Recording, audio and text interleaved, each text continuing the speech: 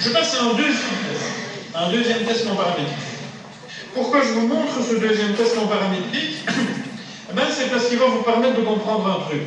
C'est que des tests non paramétriques, on peut les générer au départ d'une loi de probabilité comme je viens de faire, mais des tests non paramétriques, on peut aussi en générer à partir d'autres tests. Ainsi, le test des signes, que je vous présente maintenant, est un test qui est généré non pas sur une loi de probabilité qui lui est particulière, c'est un test qui est généré sur un test binomial. Donc, le test binomial devient lui-même à son tour un élément de génération de tests. Comment ça se passe? Oui?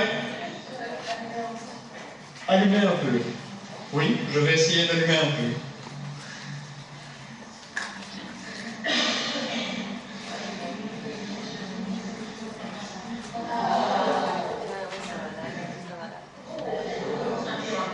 Demandez un peu. Charleroi, vous nous voyez toujours plus ou moins comme ça? Oui? Oui. Oui. Ok. Donc, la situation du test des signes chez la dièse 116, c'est une situation où je vais avoir deux échantillons appareillés de données qui sont au moins ordinales. Mais ça marche aussi avec des données métriques.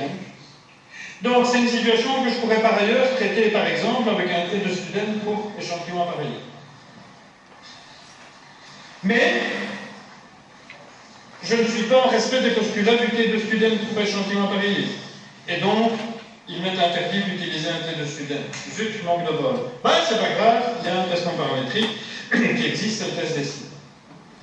Bon, alors comment est-ce qu'il est construit, le test des signes?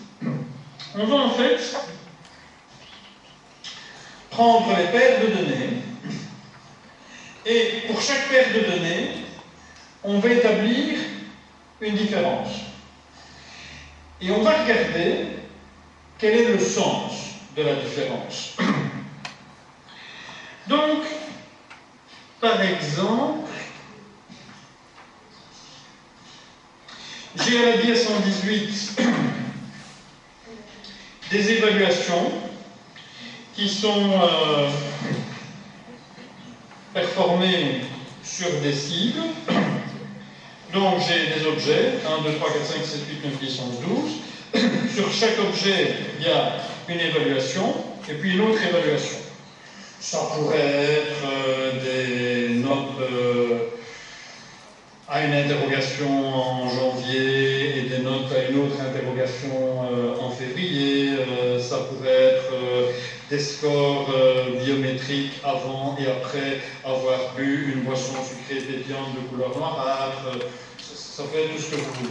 Et donc la situation qu'on se pose, c'est est-ce que le premier ensemble de données est différent en termes de tendance globale du deuxième ensemble de données?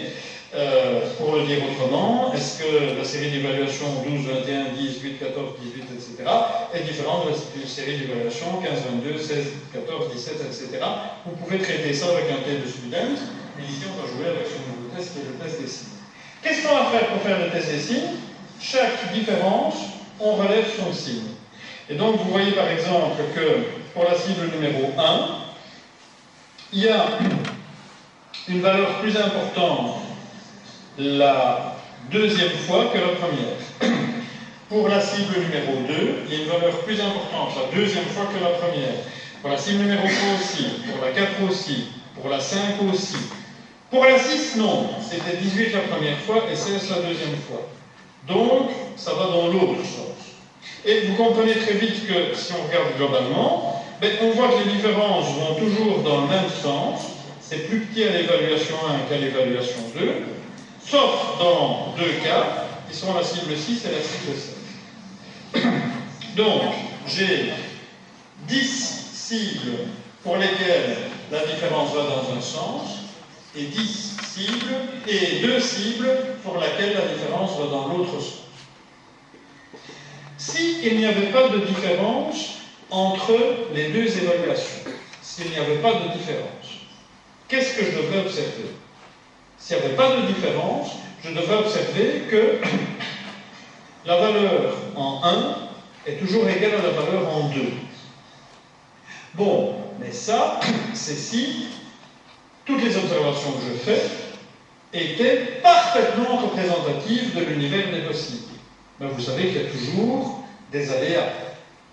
Et donc, si j'accepte qu'il y a des aléas, mais qu'il n'y a pas vraiment de différence entre évaluation 1 et évaluation 2, ben alors, c'est juste le hasard qui explique que de temps en temps, il y a une différence. C'est juste le hasard qui fait que dans le premier cas, j'ai une différence positive, dans le deuxième cas, j'ai une différence négative, dans le troisième cas, une différence positive, dans le quatrième cas, une différence négative, etc. Pour le dire encore autrement, s'il n'y a pas de différence entre les deux au niveau des populations, mais qu'il y a quand même des différences que j'observe, elles ne peuvent être expliquées que par les fluctuations aléatoires de l'échantillonnage. Si c'est aléatoire, alors il doit y avoir autant de différences d'un type que de différences de l'autre. Situation que je n'observe pas ici. Il y a beaucoup plus de différences d'un type que de différences de l'autre. Et donc, c'est ça l'idée du test des signes. C'est, est-ce qu'on se trouve dans une situation telle que celle que vous avez sous les yeux, où il y a beaucoup de différences d'un type et peu de différences de l'autre, et là, ça sent la différence significative, la différence basée sur des facteurs systématiques, ou bien est-ce que c'est plic-ploc comme ça, une fois plus, une fois moins, une fois plus, une fois moins. Si c'est une fois plus, une fois moins, une fois plus, une fois moins, on va dire c'est le hasard, il n'y a pas de différence entre les deux. Par contre, il y a beaucoup plus de différences d'un type que de différences de l'autre, alors on va dire, là, non, c'est pas le hasard, il y a du systématique. Bon, si vous acceptez ça, alors vous devez accepter que, si je reste à ce niveau, je peux construire un test en me disant, je vais essayer de voir si le nombre de différences que j'ai de chaque type est différent de quoi? Est différent d'une équipartition. Donc par exemple ici, j'ai 10 plus 2 moins. Est-ce que c'est significativement différent de l'équipartition qui serait 6 plus 6 moins? Mais dites la question que je viens de poser, on a déjà rencontré ça il y a un quart d'heure. C'est la question que j'ai posée pour introduire le test binomial. Et donc, quand je vous ai dit j'ai ma pièce qui n'a pas l'air de trop bien fonctionner, je doute, car je devrais avoir tant de piles, tant de faces, 5 piles, 5 faces, or je vois que j'ai 7 piles et 3 faces. Et je vous ai dit, je vais me demander si 7, 3 est différent de 5, 5. Ici, qu'est-ce que je suis en train de vous dire? Je suis en train de vous dire que je me demande si 2, 10 est différent de 6, 10. Mais c'est la même question, évidemment. Et donc, je vais faire quoi pour faire mon test des signes? Je vais maintenant faire un test binomial, celui que j'ai inventé juste avant, un test binomial sur le nombre de signes d'un type et le nombre de signes de l'autre.